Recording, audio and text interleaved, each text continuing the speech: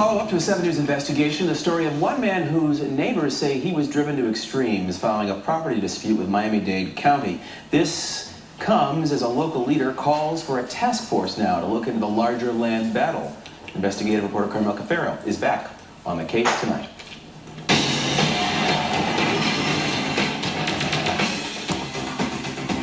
However, all that remain of a burned-down building. To Manny Rivero, the rubble represents the destruction of a man. He was a quiet, beaten man. He was a beaten man. Manny says his neighbor and friend was facing mounting fines from Miami Dade County over nursery and farmland he owned. $100,000 for this, $200,000 for that. I know for a fact that he dismantled 3 of his properties, and that cost him a fortune. And almost cost him his life. Manny says the husband and father tried to kill himself by driving into a structure on his property and setting it on fire. I don't think there's any doubt that the pressure that he's been feeling over the last year from the government, okay, led him to do what he did. I have no doubt about that. And what do you think of that?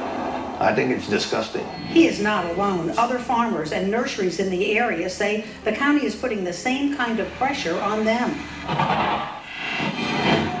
There are 400 cases of abuses by germs in the 8.5 square mile area. A 7 News investigation in 2009 revealed property owners in western Miami-Dade claimed they were being victimized by DERM, the Department of Environmental Resources Management. Many were facing fines and destruction of their property after the county classified their land as environmentally sensitive wetlands. Owners contend it's a land grab. If you want to call it wetland and they have the power to do so, they call the whole Dade County wetland. Commissioner Linda Bell listened. She brought property owners and DERM's director, Carlos Espinoza, together for a face-to-face meeting.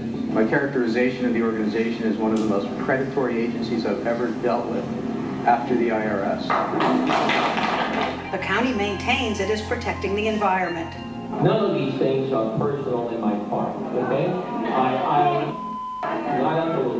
You make it personal, I don't make it personal. We asked that together with him, Carlos Espinoza, director of DERM, be forced down from his position of power and abuse. Now! Despite calls for his resignation, Espinoza told 7 News he had no plans to step down.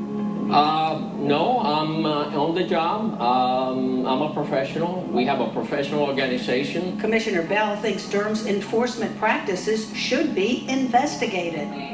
I like the idea of a task force. I like the idea of looking into these cases, looking into, is there a theme here? Is something going on?